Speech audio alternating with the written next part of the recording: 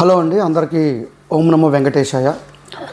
మీ అందరికీ తెలిసిన విషయమేనండి. గత 2-3 డేస్ నుంచి ఒక దేశంలో ఒక పెను సంచలనానికి దారితీసిన శ్రీ వెంకటేశ్వర తిరుమల తిరుపతి ప్రసాదం మీద వచ్చిన ఒక మచ్చ అండి. ఇది ఎంత మర్చిపోదాం అనుకున్నా మర్చిపోలేని పరిస్థితి. ఫస్ట్లో నాకు చిన్న బాధగా స్టార్ట్ అయ్యి తర్వాత నన్ను తొలిచేస్తుంది అనమాట. ఇది ఖచ్చితంగా మీరు కూడా అందరూ విని మీరు కూడా మీ స్టాండ్ తీసుకోవాలండి. ప్రతి హిందువు ఒక స్టాండ్ తీసుకొని ఆ స్టేటస్ పెట్టడం, వీడియో పెట్టడం చేయాలండి. ఇదే కనుక తప్పిదం ఇతర మతాల్లో అయితే మనకు వాళ్ళు ఊరుకుంటారో చెప్పండి.